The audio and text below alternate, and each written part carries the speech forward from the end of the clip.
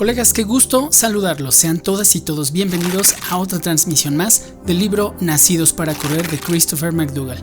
Ponte cómodo, vamos a leer el capítulo 9 y el capítulo número 10. Bienvenido.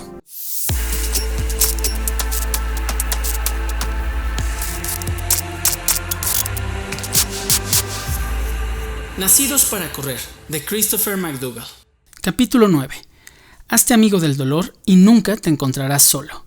Ken Chobell, minero de Colorado y creador de la Leadville Trail 100. El gran fallo en el plan de Rick Fisher fue que la carrera de Leadville tenía lugar en Leadville, acomodada en un valle a 2 millas de altura en las montañas rocosas de Colorado.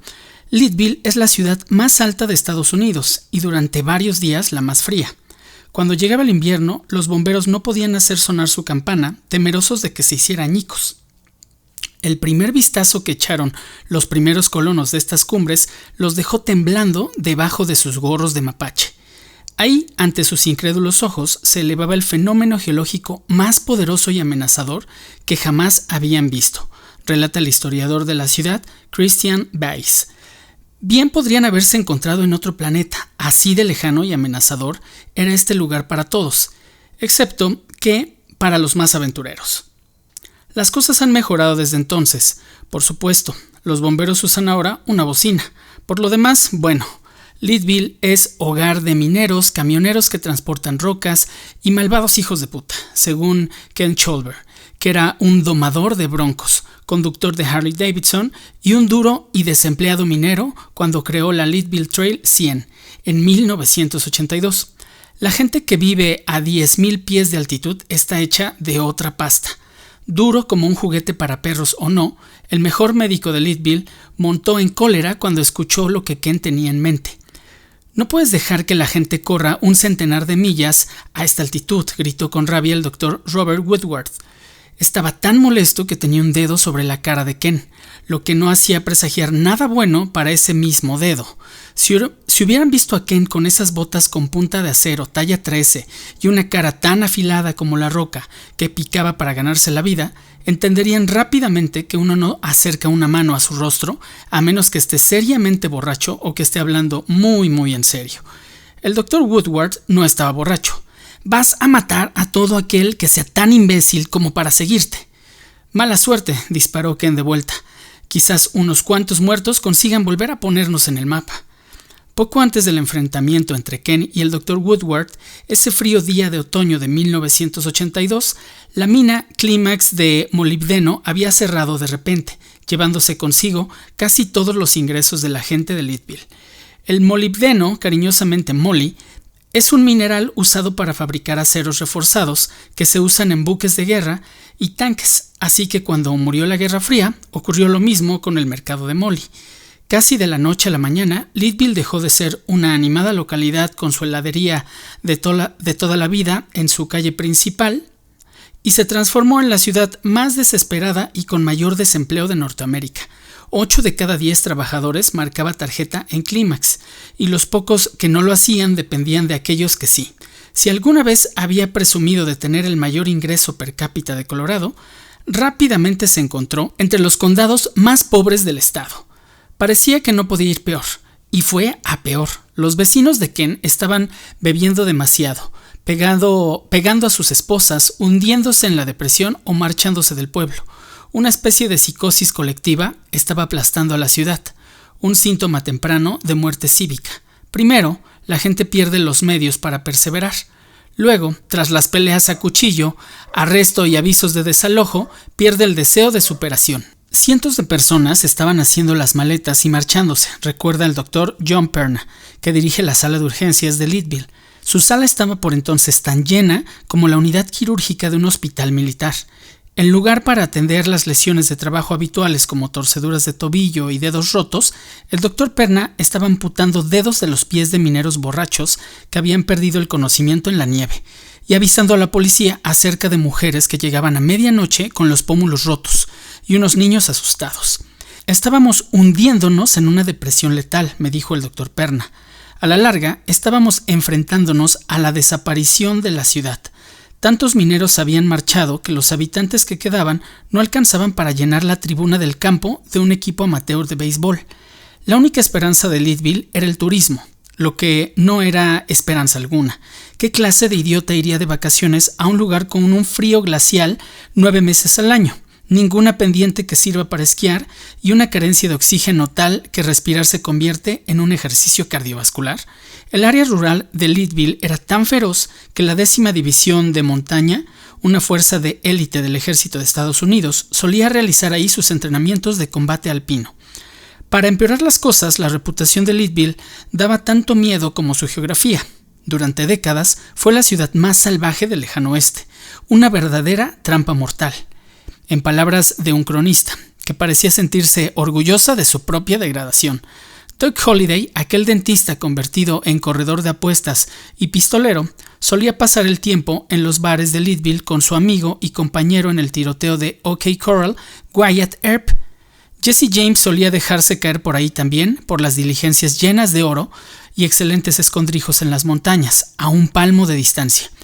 Incluso en fechas tan recientes como los años 40, los comandos de la 10ª División de Montaña tenían prohibido poner un pie en el centro de Leadville. Al parecer eran suficientemente fieros para enfrentarse a los nazis, pero no para hacer frente a los apostadores asesinos y a las prostitutas que mandaban en State Street. Sí, Leadville era un lugar duro. ¿Quién lo sabía? Repleto de hombres duros y mujeres aún más duras. Y mierda, maldita sea, eso era. Sí, todo lo que Leadville tenía para vender era testarudez, pues habría que venderla como pan caliente. ¿Quién había oído de este tipo en California? Un pelucón de la montaña llamado Gordy Ainsleigh, al que una yegua se le quedó coja justo antes de la mayor competición mundial de resistencia para caballos, la Western States Trail Ride. Gordy decidió correr de todas formas. Se presentó en la línea de partida con zapatillas de correr y preparado para correr a pie 100 millas a través de la Sierra Nevada. Sorbió agua de los arroyos, los veterinarios de las paradas médicas le midieron las constantes vitales y superó la marca de 24 horas por 17 minutos. Como era de suponer, Gordy no era el único lunático de California. Así que el año siguiente, otro corredor se sumó a la carrera de caballos, y otro más el año siguiente, y otro más el siguiente, hasta que en 1977 los caballos fueron desplazados y la Western States se convirtió en la primera carrera de 100 millas a pie del mundo.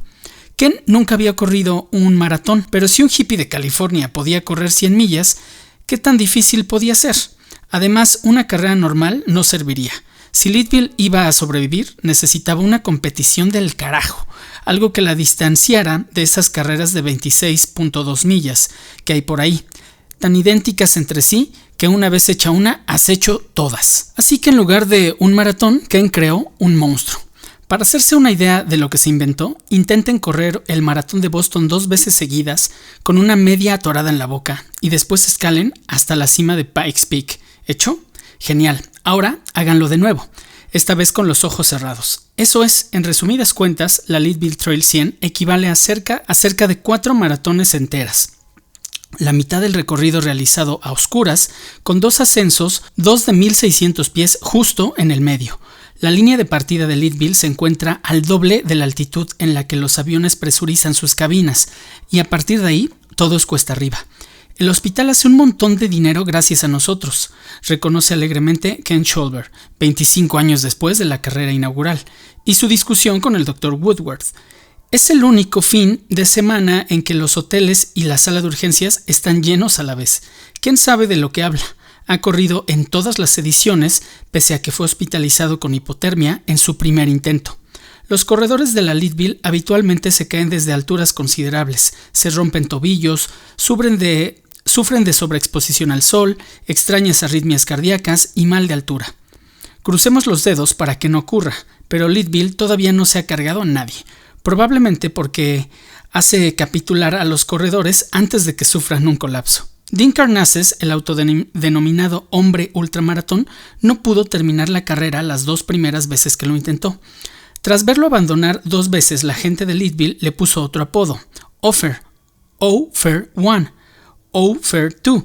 Cada año menos de la mitad de los competidores llegan a terminar la carrera. ¿No es sorprendente que una competición con más bajas que finalizadores tienda a atraer a una raza peculiar de atletas? Durante 5 años, el campeón reinante fue Steve Peterson, miembro de una secta de creyentes en la conciencia superior llamada Divine Madness, locura divina, que busca alcanzar el nirvana mediante fiestas sexuales, carreras extremas de montaña y un servicio de limpieza de casas económico. Una de las leyendas de Leadville es Marshall Ulrich, un magnate de la comida para perros que anima a sus ratos extirpándose quirúrgicamente las uñas de los pies. Se caían siempre de todas formas, dice Marshall. Cuando Ken conoció a Aaron Ralston, el escalador que se cerró el antebrazo con el cuchillo de sierra de su navaja multiuso después de quedar inmovilizado por una roca, le hizo una oferta asombrosa. Si alguna vez quería correr en Leadville, no tendría que pagar. La invitación de Ken dejó atónitos a todos los que supieron de ella. El campeón que defiende su título tiene que pagar para correr. El heroico gran maestro Ed Williams tiene que pagar. Ken tiene que pagar, pero a Aaron le daba un pase gratis. ¿Por qué? Él es la esencia de Leadville, dijo Ken. Tenemos un lema aquí. Eres más duro de lo que crees y eres capaz de hacer más de lo que crees. Un tipo como Aaron nos demuestra al resto de lo que somos capaces en el fondo. Uno podría pensar que el pobre Aaron ya ha sufrido suficiente, pero al año y poco de su accidente aceptó la oferta de Ken, con una nueva prótesis balanceándose en un costado. Aaron cruzó la línea de meta por debajo de la marca de 30 horas y se llevó a casa una hebilla de cinturón plateada, dejando claro, de ese modo y con mayor contundencia, de la que Ken nunca sería capaz, lo que hace falta para cruzar la línea de la meta en Leadville. No tienes que ser rápido, pero será mejor que seas intrépido. Fin del capítulo 9. Vamos con el capítulo 10. Un traguito de café y le seguimos.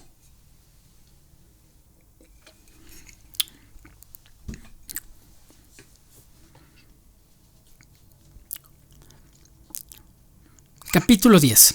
Genial. Leadville era precisamente el tipo de espectáculo salvaje y emocionante, como un combate de boxeo que Fisher estaba buscando. Como de costumbre, Rick intentaba hacer mucho ruido y un carnaval como Leadville era justo lo que necesitaba. ¿No entraría ESPN al trapo si les prometes la oportunidad de grabar a unos tipos guapos vestidos con falda destrozando récords en una mítica competición de borahombres? ¡Claro que sí! Así que en agosto de 1992, Fisher volvió con todo el estruendo de su grande y viejo Chevy Suburban a la aldea de Patrocinio. Había llevado unos documentos de viaje a la oficina de turismo mexicana y la promesa de una recompensa en maíz para los corredores. Entretanto, Patrocinio había convencido a 5 de sus paisanos para que confiaran en ese extraño e intenso Chavochi, cuyo nombre se les atragantaba en la boca. Como en español no había un sonido para las letras SH juntas, Fisher rápidamente tuvo una muestra del ácido humor tarahumara cuando su nuevo equipo empezó a llamarlo Pescador. Era más fácil de pronunciar,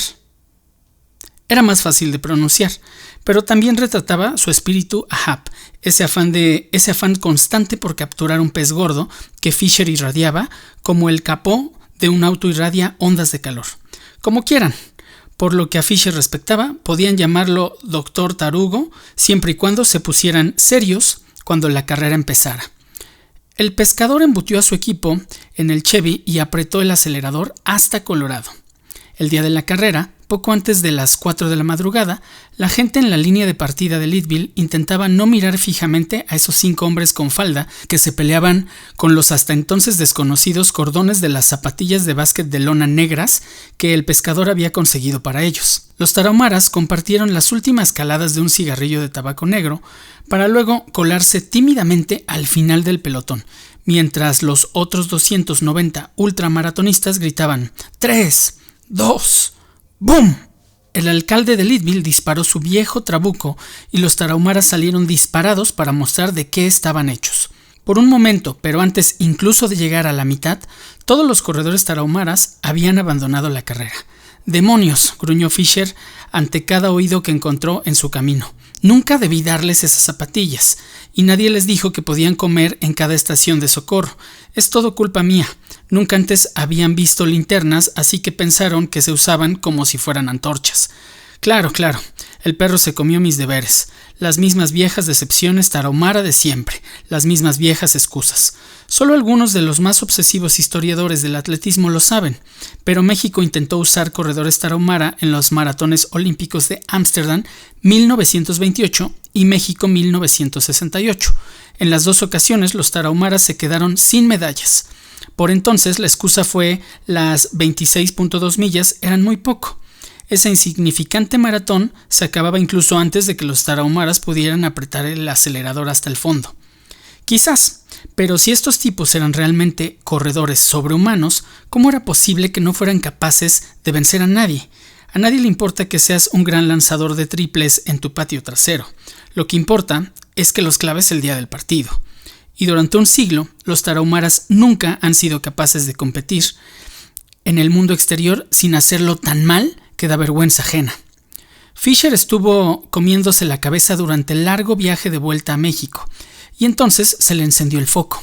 Claro, así como no puedes coger a 5 chicos de un patio de colegio en Chicago y esperar que venzan a los Bulls, que seas un corredor tarahumara no significa que seas un gran corredor tarahumara. Patrocinio había intentado facilitarle las cosas a Fisher, fichando corredores que vivían cerca de la nueva carretera pavimentada, pensando que estos se sentirían más cómodos entre extraños y que serían más fáciles de juntar para el viaje. Pero como el Comité Olímpico Mexicano debería haber descubierto años atrás, los tarahumaras más fáciles de reclutar quizá no fueran los que valía la pena reclutar. Intentémoslo de nuevo, lo exhortó Patrocinio. Los patrocinadores de Fisher habían donado un montón de maíz a su aldea y odiaba la idea de perder esta fuente de ingresos inesperada. Esta vez abrió la convocatoria a corredores de fuera de su propia aldea. Patrocinio regresó a las barrancas y también regresó en el tiempo. El equipo tarahumara iba a ser de la vieja escuela. Así es, viejo era la palabra justa. Ken no quedó muy impresionado con la nueva pandilla de tarahumaras que se presentó a la siguiente edición de Leadville. El capitán del equipo parecía un duende de Kevlar retirado tempranamente en Miami Beach. Era un pequeño abuelo de 55 años vestido con una bata azul con brillantes flores de color rosado, que coronaban con una sonrisa despreocupada, una bufanda rosa y un gorro de lana que le cubría las orejas. Otro tarahumara debía tener unos 40 años y los 2 chicos asustados detrás de él se veían suficientemente jóvenes como para ser sus hijos. Toda la misión parecía aún peor equipada que el año pasado. Al poco tiempo de llegar, los miembros del equipo tarahumara desaparecieron en el vertedero de la ciudad, del que salieron con el caucho de unos neumáticos, con el que se hicieron unas sandalias. Nada de esas incómodas Converse negras esta vez. Segundos antes de la carrera, los tarahumaras desaparecieron. El mismo espíritu guerrero del año pasado, pensó con desdén Ken. Al igual que la vez anterior, los tímidos tarahumaras se habían escondido al final del pelotón. Tras el pistoletazo de salida, empezaron a trotar en el último puesto, y en el último puesto permanecieron ignorados e intrascendentes, hasta la milla 40, cuando Victoriano Churro, el duende Kevlar con debilidad por los colores pastel, y Cerrildo Chacarito, el granjero de cabras de 40 años, empezaron silenciosamente, casi indiferentes, a abrirse camino con sus pequeñas pisadas por los bordes de la pista, dejando atrás a unos cuantos corredores cada poco. Mientras empezaban el ascenso de 3 millas a Howe Pass, Manuel Luna remontó y se colocó al lado de ellos, y así los 3 mayores tarahumaras pasaron a liderar a los más jóvenes como una manada de lobos de cacería. ¡Yija! Ken saltó y gritó de alegría como un vaquero en un rodeo cuando vio a los tarahumaras corriendo detrás suyo tras la curva de la milla 50. Algo extraño ocurría. Ken lo notaba por el aspecto raro de sus rostros. Había visto a todos y a cada uno de los corredores de Leadville a lo largo de una década y ninguno de ellos lucía tan perturbadoramente normal. 10 horas seguidas de carrera de montaña o bien te golpean en el culo o te dejan huella en la cara, sin excepciones.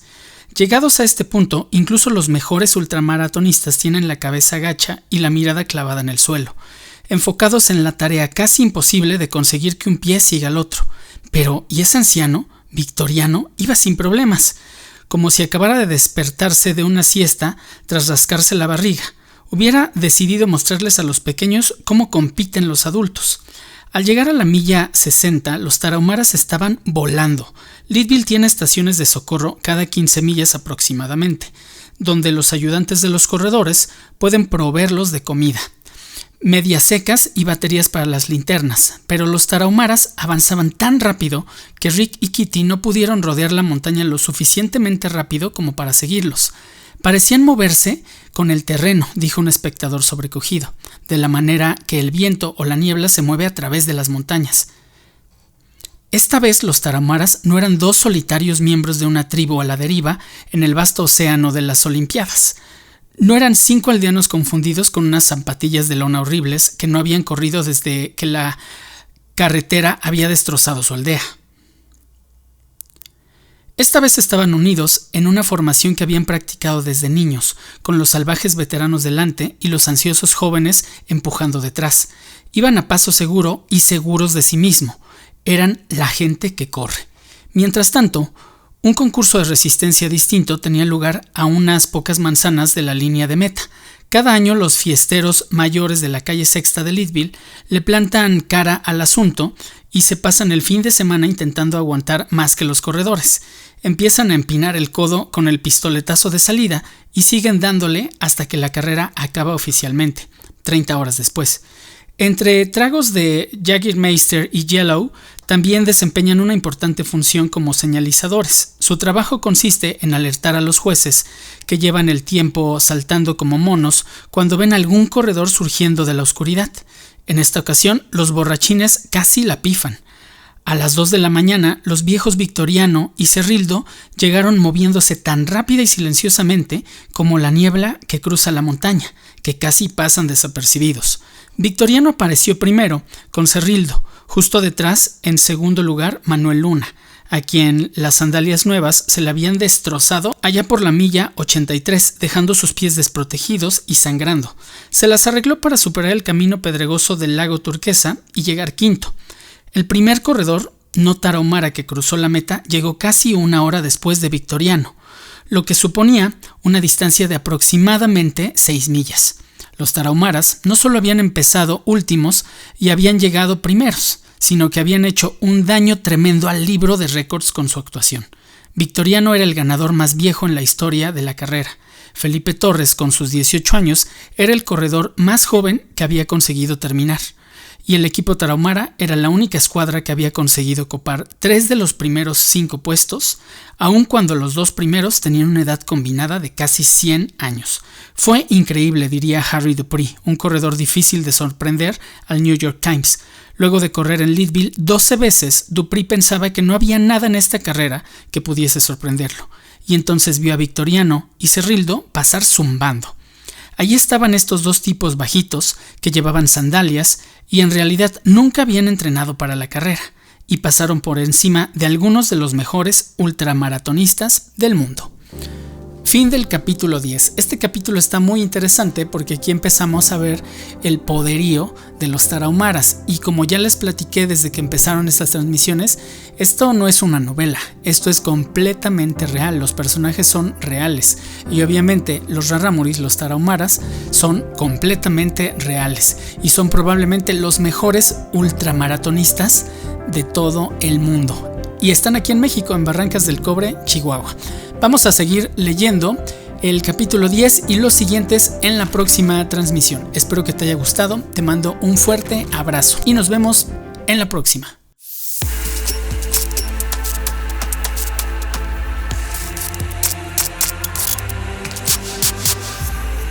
Nacidos para correr, de Christopher McDougall.